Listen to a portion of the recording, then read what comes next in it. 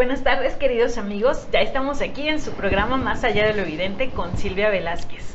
Y el día de hoy tenemos un invitadazo que ya nos había hecho, habíamos tenido el honor de tenerlo aquí en el programa, pero hoy viene con un nuevo tema. Bienvenido, Ricardo Escobar. Muchas gracias, Silvia. Pues encantado de estar otra vez en tu programa. ¡Qué genial!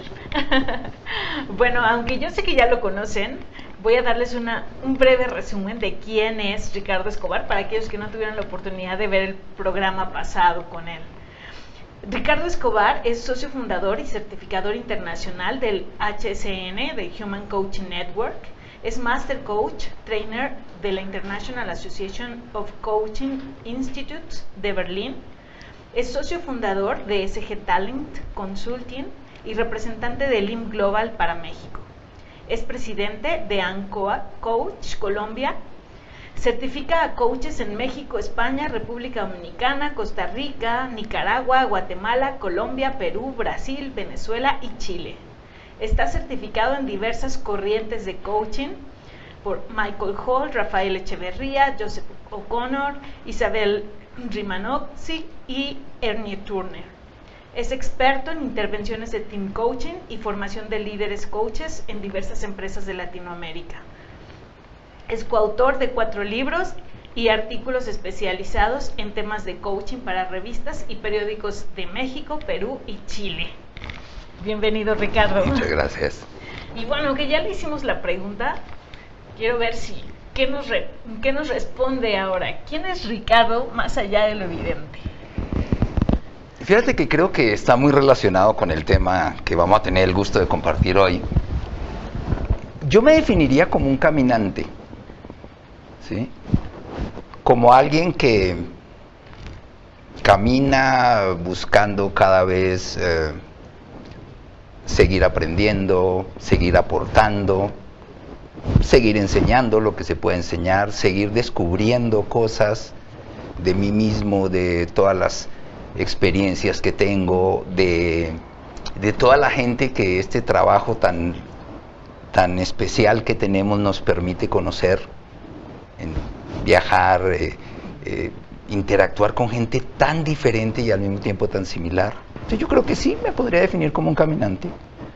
Un caminante, y fíjate que coincide con lo que nos dijiste la vez pasada, de ser aprendedor y de ser, aparte de aprendedor, esa persona que también enseña, que yo creo que te describe a la perfección. Bienvenido. Pues vamos a entrar al tema de hoy. El tema de hoy son lecciones del Camino de Santiago para coaches.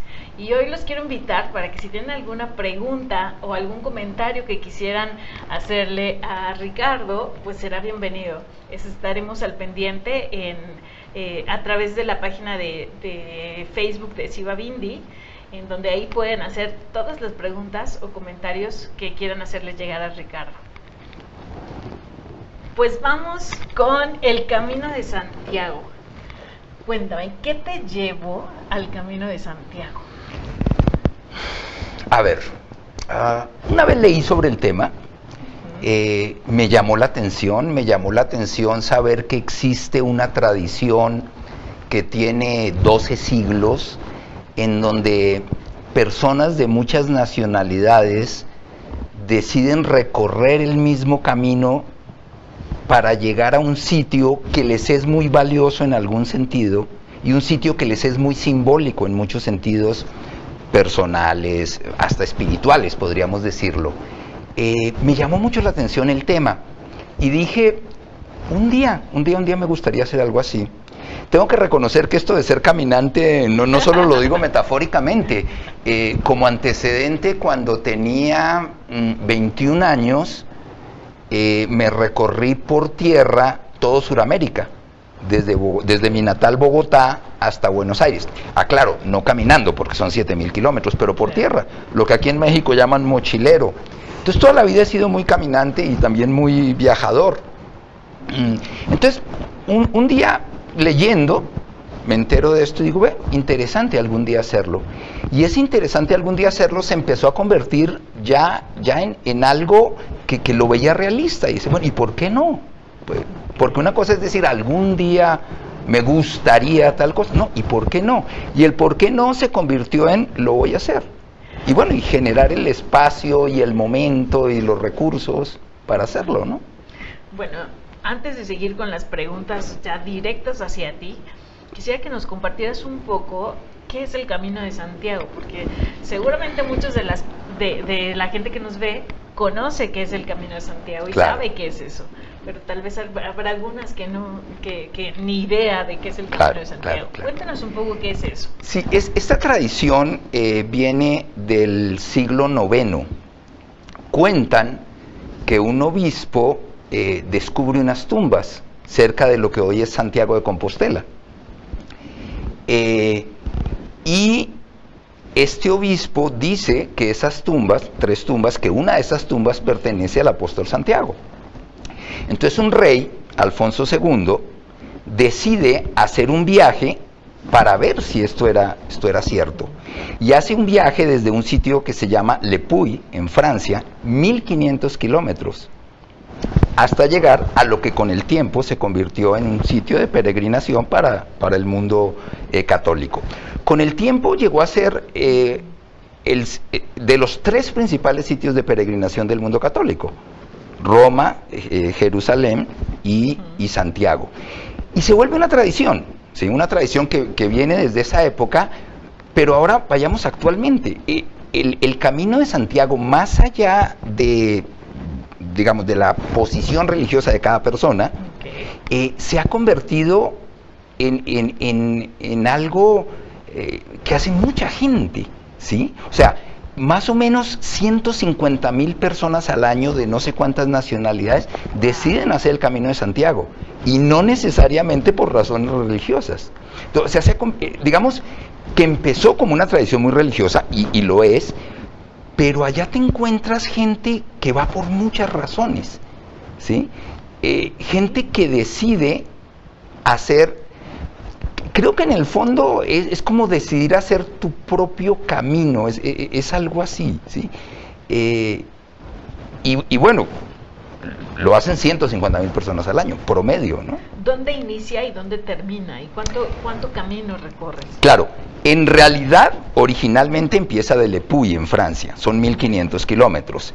Hay 10 caminos diferentes para llegar a Santiago de Compostela. El más común, el más tradicional, es lo que llaman el camino francés, ¿sí? Ahora, actualmente la mayoría de personas, el viaje lo inician es desde Roncesvalles, en los Pirineos, encima de los Pirineos, lo cual lo hace más o menos de unos 900 kilómetros, ¿sí? Hay personas, los europeos, principalmente los mismos españoles, que lo hacen por etapas. Entonces, en verano, un año deciden hacer X etapas, otro año otra parte, etcétera. Los que venimos de afuera, normalmente, como dicen aquí en México, nos lo echamos completo, ¿sí? Lo cual equivale a 30, 40 días caminando. ¿Tú lo hiciste completo, los 900 kilómetros? Los 900 kilómetros, 32 días caminando. ¿Cómo es que tú decides ir a este viaje de 40 días? Bueno, independientemente de la experiencia en sí, cultural, con todo lo que te enriquece viajar, etcétera, en mi caso personal era sacar tiempo para mí, ¿sí? O sea, y tú lo sabes, vivimos nuestro trabajo es muy demandante, y nuestro trabajo es estar para los demás. El coaching es una profesión de ayuda, entonces todo el tiempo es estar para otras personas, y lo hacemos con todo el cariño del mundo, y es para lo que estamos, y como muchas otras profesiones de ayuda. Pero en algún momento dije, quiero un espacio para mí, y bueno, como dicen en mi tierra, junté el hambre con las ganas de comer, y ese espacio para mí fue también cumplir como ese sueño de un día hacer el Camino de Santiago.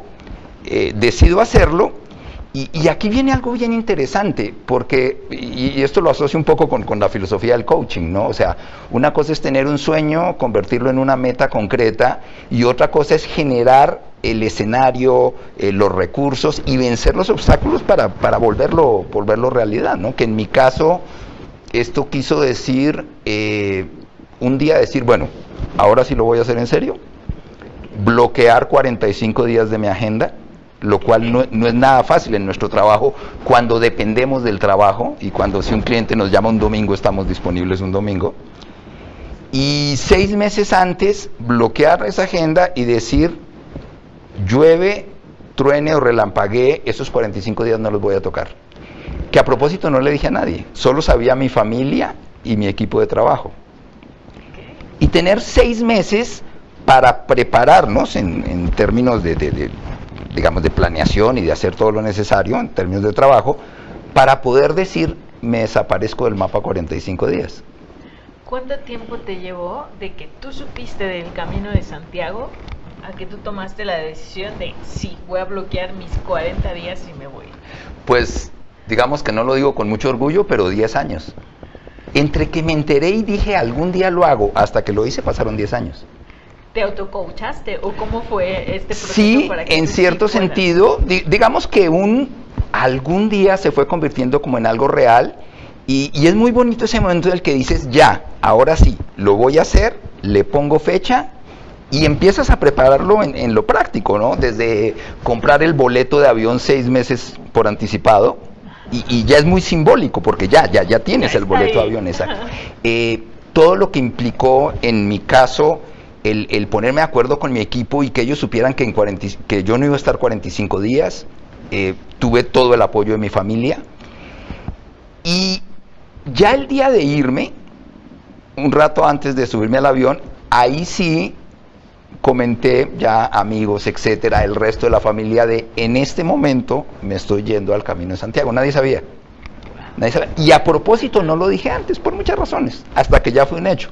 Digamos que informé a todas las personas que quiero, aprecio y que sabía que les iba a dar mucho gusto enterarse, se los informé un día antes de subirme al avión, cuando ya no había manera de que no sucediera. Espectacular, qué padre.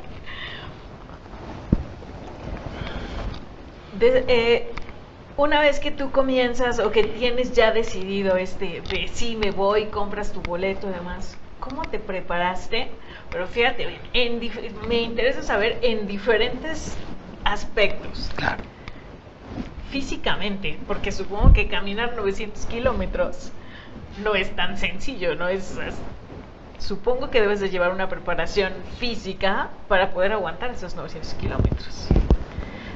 Sí, definitivamente. Y ese era uno de mis retos. Ahora, yo no soy un amante del gimnasio, no soy así una persona súper atlética.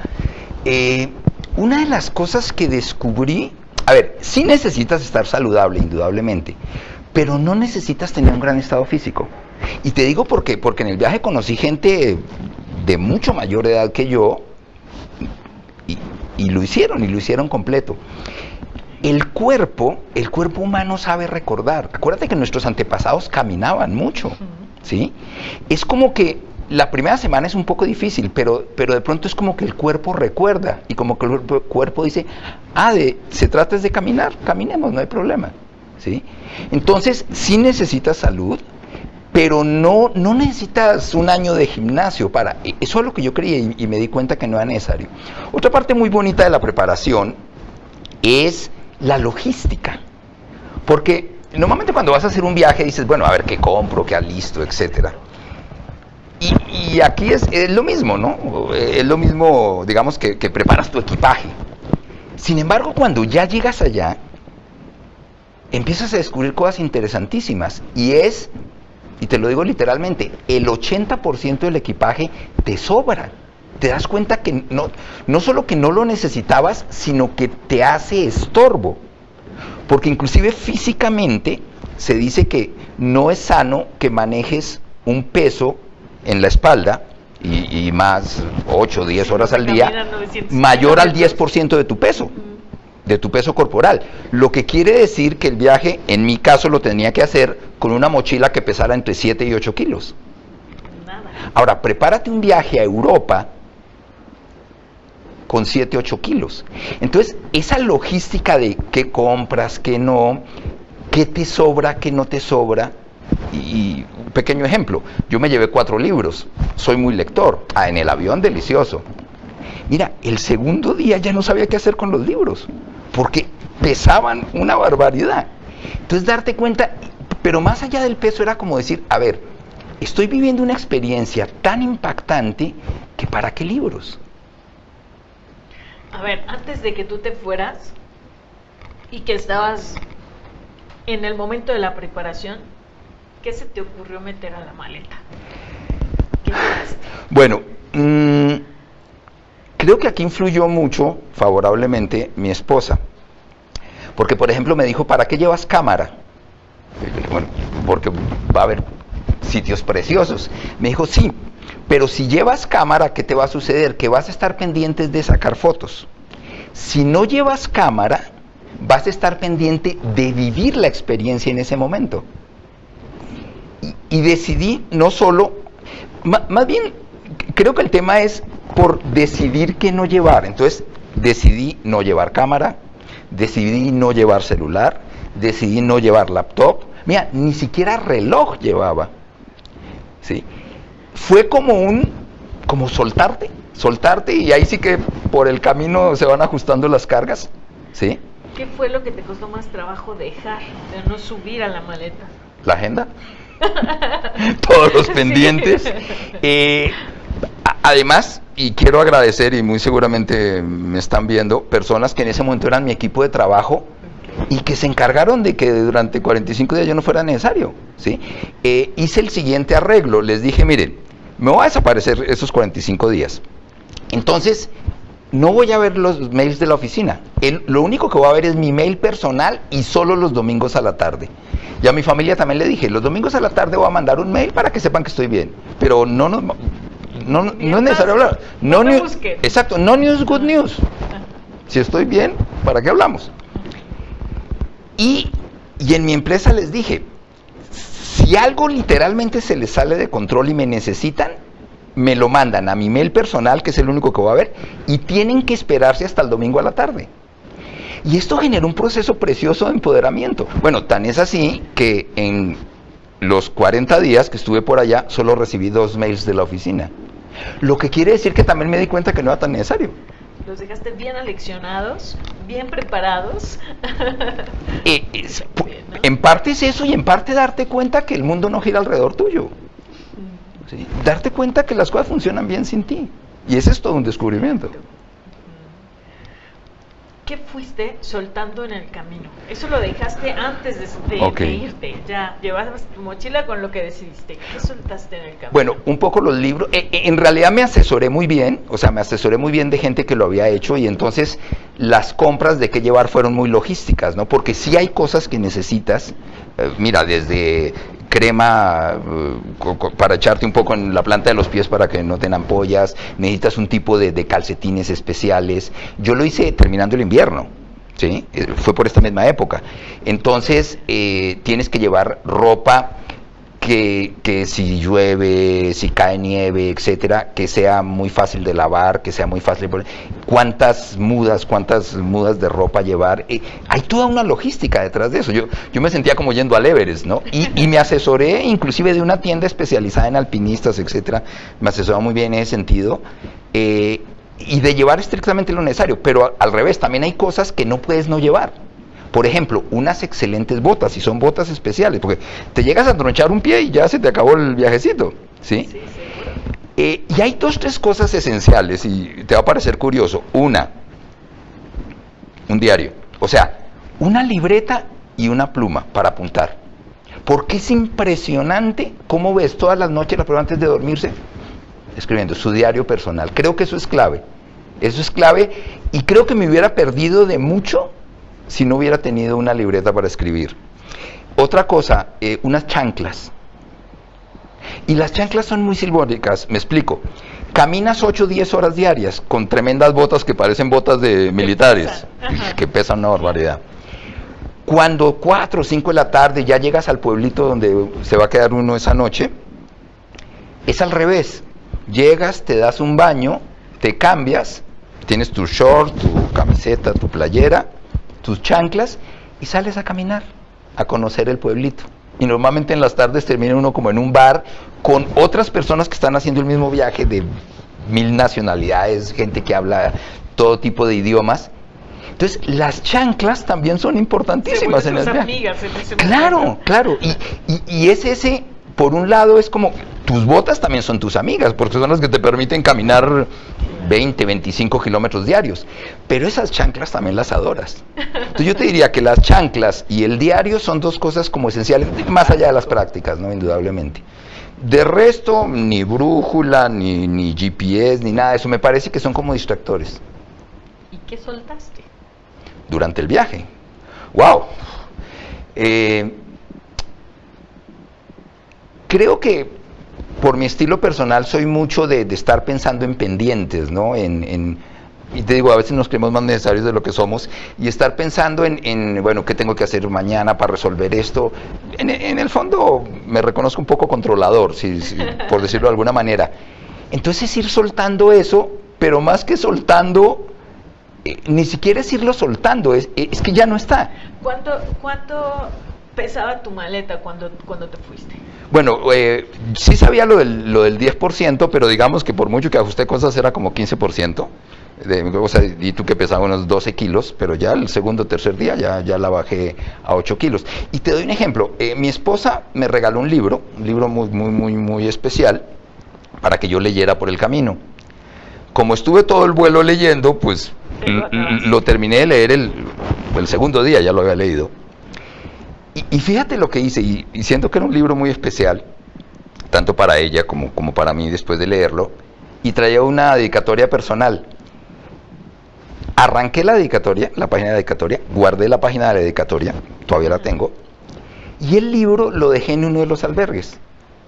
Porque en esos albergues hay como todos los que duermen ahí son personas que están haciendo el camino, entonces la gente deja cosas que sabe que otro va a necesitar. Entonces hay como una pequeña, si lo quieres ver como una especie de biblioteca, Sí. y puedes agarrar cualquier libro, lo lees esa noche un ratito y lo vuelves a dejar ahí, o te lo llevas y lo dejas en el siguiente albergue. Entonces lo dejé ahí. Lo único es que al libro le falta una página, bueno, era la página de la dedicatoria, ¿no? Pero me quedé solo con la dedicatoria, porque después dije, bueno, el libro me encantó, me ayudó mucho, pero en últimas después lo vuelvo a comprar, o sea, ¿para qué lo cargo? Ya lo tienes aquí. Lo que sí guardé fue la página de la dedicatoria, esa sí, pesara lo que pesara, La pero que la llevo. valía más. Claro. ¿Qué más soltaste aparte de libros? Algo que pesara y que no te sirviera en el camino. En términos físicos, de cosas en la mochila física, te diría que los libros. Y como te decía, el descubrimiento fue, ok, son buenos libros, pero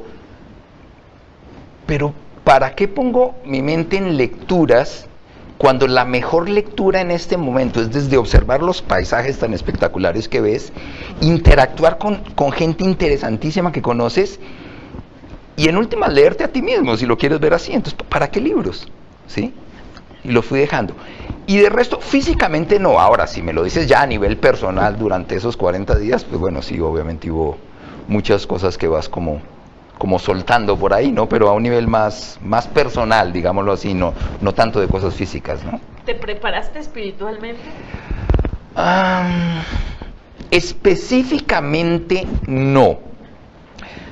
Porque en realidad, para ser sincero, esos 6 meses más bien fue preparar toda la parte, digamos, de lo cotidiano y lo logístico para estar listo para.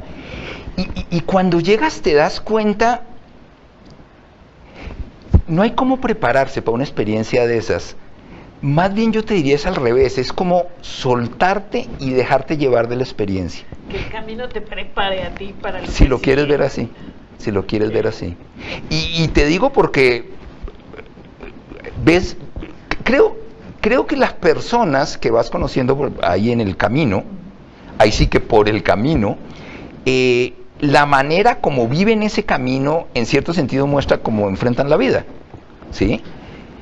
Entonces yo no quise hacer eso, o sea, yo soy una persona relativamente controladora y siempre estoy haciendo cosas, y la agenda, y qué tengo que hacer al día siguiente, etcétera.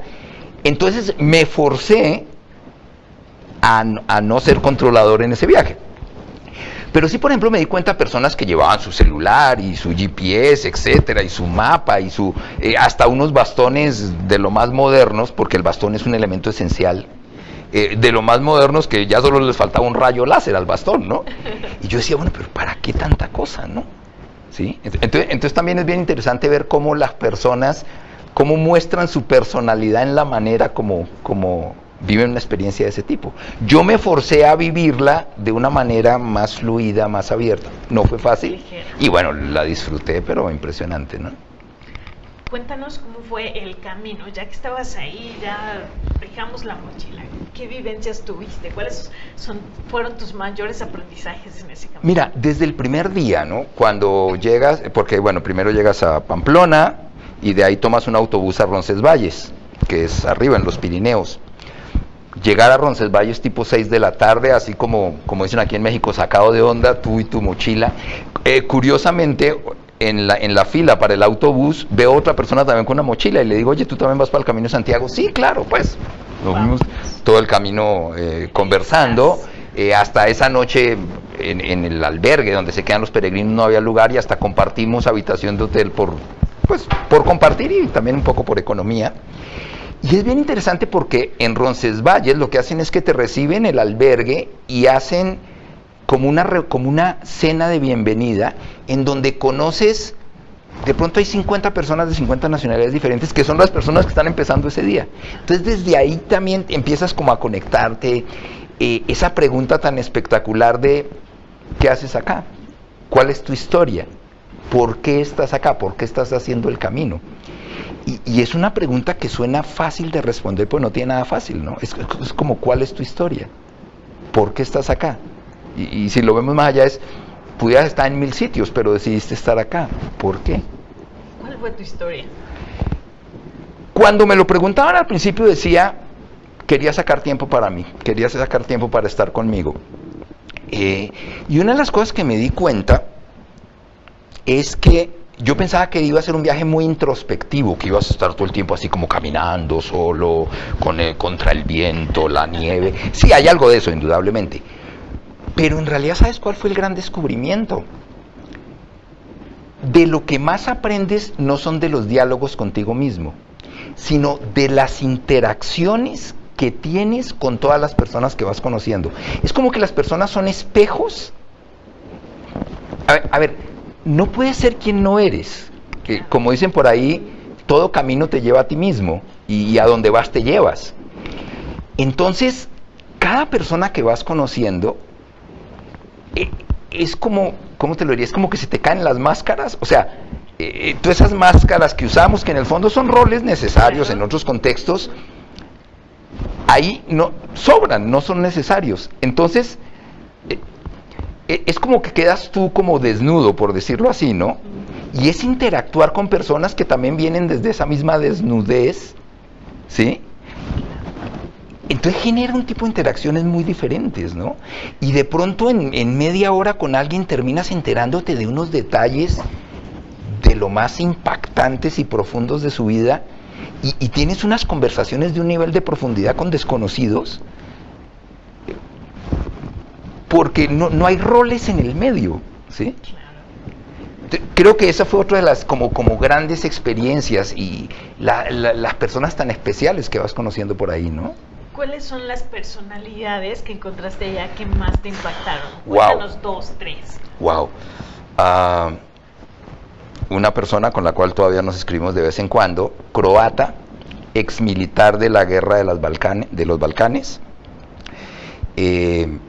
muchos problemas personales, se divorcia, alcohólico, arruinado, decide suicidarse, se pega un tiro y en el momento de pegarse el disparo se le traba la pistola.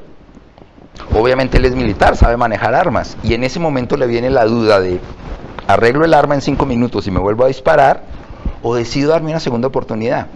Como no tenía la respuesta, decide hacer el Camino de Santiago para darse 30 días para decidir si se suicida o no se suicida. Dicho de otra manera, lo conocí una semana después de que había sido su intento de suicidio. Pero no era que había decidido tomar una segunda oportunidad, era que había decidido tomarse 30 días para decidir si se volvió a suicidar o no. Imagínate las conversaciones con este personaje. Por darte otro ejemplo, un muchacho brasileño nace en una favela de Río, sin embargo es adoptado por una familia italiana, por ende pues cambia de vida totalmente, y de pronto decide muy jovencito volverse franciscano y decide irse a vivir al África, a un país donde hay mucho SIDA, y a los 21 años trabaja con niños con SIDA. Una persona que tiene toda su vida resuelta viviendo en Italia, y lo conoces a los 21 años. Y además decide hacer el camino desde Italia, yo creo que no hizo 900 kilómetros, hizo 2000 kilómetros, con unos pants, unos tenis viejos y una mochilita. Un personaje impresionante, 21 años de edad. Impresionante, impresionante. A veces los más jóvenes son los que te dejan mayores aprendizajes. No, pues imagínate. Una señora de mucho dinero, te diría unos 70 y tantos años, de una elegancia, o sea, también con sus botas y todo, pero de una elegancia, una señora espectacular. Su chofer la dejaba en cierto sitio, ella caminaba, por decirte, 10 kilómetros, y en otra parte, donde la carretera se volvía a encontrar, estaba el chofer esperándola con la comida. Entonces, ver esas mezclas, o sea, toda una aristócrata europea de 70 y tantos años haciendo el camino a su estilo. Claro. Sí. Cada quien su estilo, cada Es quien como, su forma. es como meterte, bueno, de por sí somos parte, como al zoológico humano, ¿sí? Y cada persona que vas conociendo por ahí te deja una experiencia, te deja, bueno, de todo tipo, ¿no? Indudablemente. ¿Cuáles fueron los 20 que te cayeron? Wow. Bueno, uno, este tema de quién eres cuando no estás jugando tus roles cotidianos. ¿Sí? O sea, por ejemplo, para mí un rol principal es ser esposo, papá. Esos 40 y tantos días no fui esposo ni papá. O sea, yo sabía que mi familia estaba bien. Entonces no necesitaba ser esposo y papá esos 45 días. El otro es ser empresario, etcétera. Esos 45 días sabía que mi empresa estaba bien. Entonces, ¿quién eres cuando no estás jugando los roles cotidianos? Ahí no eras ni papá, ni empresario. Ahí eres tú. ¿Y quién eres tú? Es hasta metafísica la pregunta. Wow. Creo que no puedes dejar de ser quien eres. Y este mundo del coaching también es muy divertido porque, claro, también todas las personas que encuentras están en un momento de vida muy especial, para bien o para mal.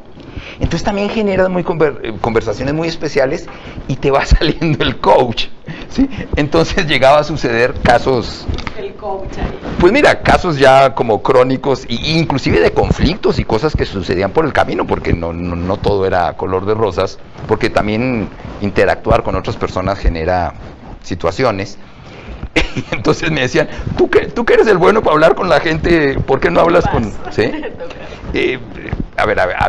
Bueno, este muchacho franciscano, por ejemplo, una de las cosas que tenía era que no se bañaba. Y como nos quedábamos en el mismo albergue, pues ya te imaginarás una persona que no se ha bañado 20 o 30 días. Y entonces no lo podían convencer de que se bañara, era una cosa curiosísima, ¿no? Y en algún momento, porque en los albergues hay como donde lavar ropa, y sí, bueno, muy al estilo europeo, ¿no? Y metes la monedita y sí. Y entonces le dejábamos 3 euros, que creo que era que costaba, encima de su cama, y los volví a poner encima de la cama del que le había dejado los 3 euros. Y entonces en algún momento me dicen, bueno, tú que eres el bueno para conversar con la gente, ve y convéncelo de que se bañen. Claro. Dios santo. Resulta que este muchacho era franciscano, ¿no? Y entonces en algún momento le digo, oye, yo me acuerdo que San Francisco hablaba del hermano Sol y de la hermana Luna, y hablaba de vivir la pobreza, pero yo, que conozco la vida de San Francisco y he leído y todo, creo que en ningún momento hablaba de oler como pobre, o oler como... porque él hablaba de la hermana agua. Imagínate, yo ahí medio tratando de reencuadrar el asunto para que el muchacho decidiera sí darse un baño, ¿no? ¿Sí? Una vez que casi no comía, porque entre otras cosas ni siquiera aceptaba que uno lo invitara a comer, y me dice 4 días antes de llegar a Santiago, me dice, voy a ayunar los últimos 4 días. Le digo, si tú vienes ayunando hace 30 días. Y estaba que se fundía, realmente estaba que se fundía. ¿Sí? O sea, físicamente estaba en las últimas. Y llega un momento en que yo, tratando de usar técnicas de coaching, porque me lo encargaron al muchacho, le digo, oye, ¿qué pasaría si en este momento Claudia, Claudia era una doctora médica que iba con nosotros, ¿qué pasaría si en este momento Claudia te dijera, si no comes algo ahora, no llegas a Santiago, no hay manera de que llegues, las fuerzas no te van a dar? Me contesta el muchacho y me dice, le digo, ¿qué pensarías si Claudia te dijera eso? Y me dice, pensaría que a Claudia le falta fe. Entonces dije, no, ahí se acabó el coaching. O sea, bueno, lo perdimos 24 horas, le tocó quedarse en una iglesia, las monjitas lo cuidaron, llegamos a Santiago, al día siguiente de llegar, pues ya estábamos conociendo a Santiago de Compostela y todo. ¿A quién crees que nos encontramos? Llegó, 24 horas después de nosotros, pero llegó. O sea, aguantó 30 días comiendo casi nada el personaje. O sea, un personaje con tanta fe. Pues mira, muy congruente consigo mismo, ¿no? Es el muchacho que te cuento, y tenía 21 años. O sea, No se bañó. Más o menos. Pero llegó. Claro. Pero llegó. Y te digo, conoces gente de todo tipo, vives como momentos muy sensibles, porque todas las personas que están ahí están por algo muy especial. Y bueno, y te conectas de manera muy especial. Hay personas con las cuales todavía sigo en contacto, etcétera. Creo que es una muy buena confrontación personal, ¿no? En todo sentido. ¿Qué fue lo más extraño que viviste en el Camino de Santiago? Wow. Ok. Una noche dormimos se duerme como en albergues, ¿no? Uno recuerda como casi la época de las excursiones escolares. Y en un albergue puede haber 50 personas, como en literas, ¿no? Lo que en Colombia llaman cama camarote, ¿no? Una noche tipo 2 de la mañana, de pronto literalmente escucho una pregunta que me resuena impresionante. Abro los ojos y lo primero que digo es, ¿quién me está haciendo esta pregunta? Me doy vuelta, todo el mundo durmiendo. Es más, de por sí en la cama al lado no había nadie.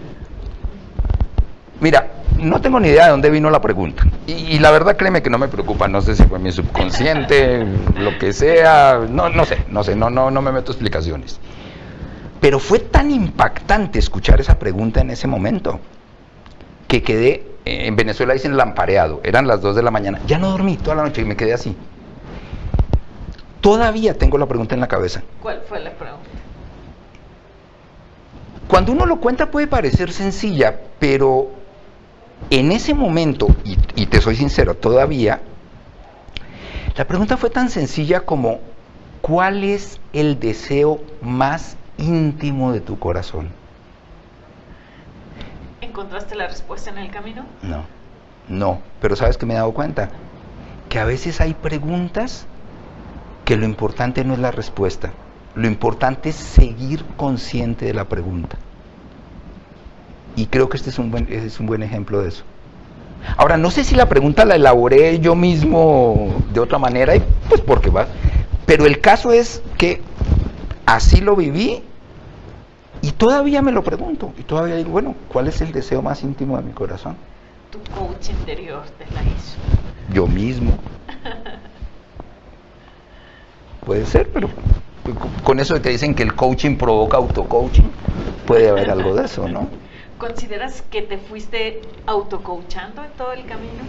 Creo que sí, y en ese sentido esto ayuda mucho, porque cuando estás en un momento muy sensible y además estás recibiendo tantos estímulos, el escribir genera un proceso de diálogo muy especial, porque es como que la mano va sola, ¿no? ¿Sí? Inclusive yo ahora releo cosas y como que me reconecto con cosas, ¿no? Es como que si ahorita quisiera escribir lo mismo no saldría igual. Entonces creo que ese proceso de escribir, y creo que cuando uno está viviendo momentos muy especiales en cualquier sentido, el por la noche escribir un rato y dejar que la pluma sea la que escriba, genera un proceso pero impresionante de autorreflexión, ¿sí? Y en ese sentido sí fue una autorreflexión constante, más toda la reflexión que te generaba, todas las conversaciones que tenías con todas las personas que ibas conociendo, ¿no? ¿Qué importancia tuvo para ti el llevar este diario? No, total, indudable.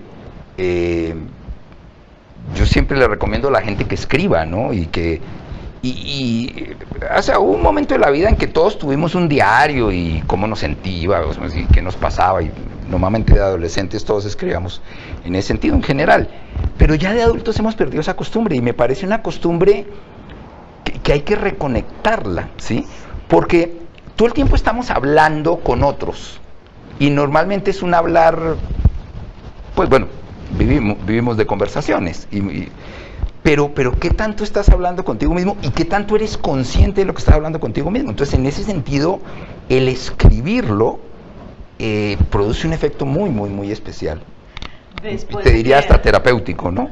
Después de que regresaste, ¿has vuelto a leer tu diario? De vez en cuando, y descubro muchas cosas, me reconecto con esos momentos y genero una especie de diálogo que alguien diría medio esquizofrénico, pero genero una especie de diálogo con el Ricardo que escribió eso en ese momento, y me enriquezco mucho de esos diálogos, indudablemente. ¿Qué es? ¿Puedes compartirnos algo de tu diario que tú digas, esto es algo que me marcó, o algo que me gustó escribir, o algo que hizo que me cayera un 20? Bueno, con esto que me preguntabas de que cuál fue el momento más extraño, y releyendo algunas partes del diario, decía algo así como, bueno, ¿cuál es la pregunta que me trajo acá, no? Y me lo preguntaban otras personas, sin ser coaches ni nada, bueno, ¿qué es lo que te trajo acá? Y a veces era difícil responderlo, o lo respondías muy desde la lógica o desde lo correcto. Entonces, cuando me pasa esto esa noche, me di cuenta que esa era la pregunta. Pero lo curioso en el diario es que todas las noches yo decía, bueno, ¿cuál es mi pregunta? No cuál es la respuesta, ¿cuál es la pregunta que hace que yo decida estar acá? Y todas las noches escribía y terminaba como preguntándome a mí mismo, bueno, Ricardo, ¿cuál es tu pregunta? Y de pronto pasó eso, ¿no? Entonces, en cierto sentido tú mismo lo provocas, ¿no? Fíjate que esa foto es muy anecdótica y es muy curiosa. Eso es en la mitad de Navarra, en una zona donde como en 20-25 kilómetros literalmente no hay nada, y de pronto te encuentras un sofá. O sea, alguien puso un sofá en la mitad de la nada. Alguien que ya hizo ese camino, que hizo ese recorrido, que sabía que se iban a y alguien que le está regalando a todos los caminantes un sofá.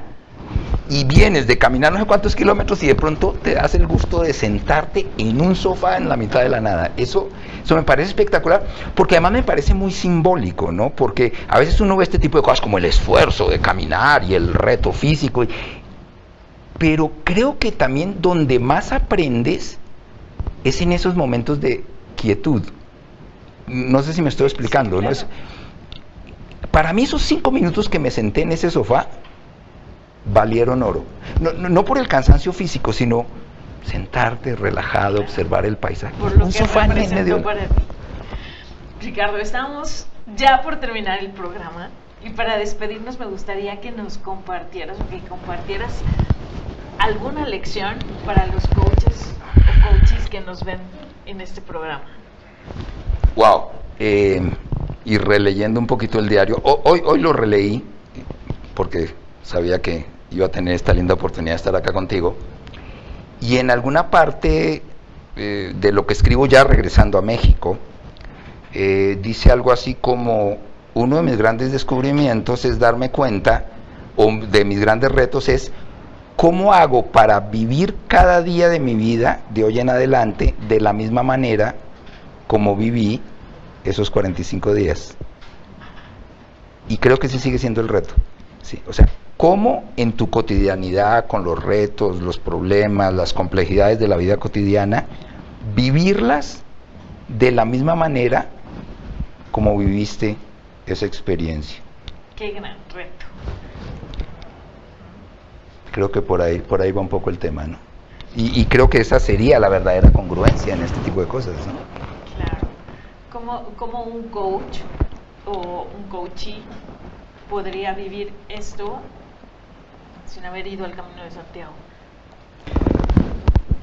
Creo que cada quien tiene su Camino de Santiago, o sea, cada quien tiene esos retos que tú mismo buscas, que podrías no hacerlos, ¿sí?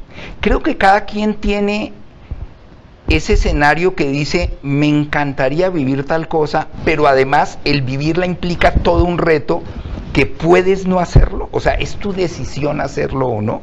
Porque a veces la vida te pone en retos que te toca enfrentarlos. Entonces, tal vez mi recomendación sería esa. Busquen su camino de Santiago, sea el que sea, y vívanlo. Pues con esto nos despedimos, pidiéndoles que busquen su camino de Santiago y que lo vivan. El que sea, pero vívanlo. Muchas gracias por estar en el programa, gracias a ustedes que nos ven. Y esto fue Más allá de lo evidente con Silvia Velázquez y el día de hoy con Ricardo Escobar. Muchísimas gracias. No, gracias a ti. Bendiciones infinitas para todos. Nos vemos a la próxima. Dejo mis datos aquí en la pantalla para cualquier pregunta que tengan y que quieran hacerle llegar a Ricardo. Puedan hacerles llegar WhatsApp 55 124 124 60, correo contacto@svindi.com y a nuestras redes sociales SivaVindiInt. Les agradecemos y bendiciones infinitas para todos. Gracias, Ricardo. No, muchas gracias.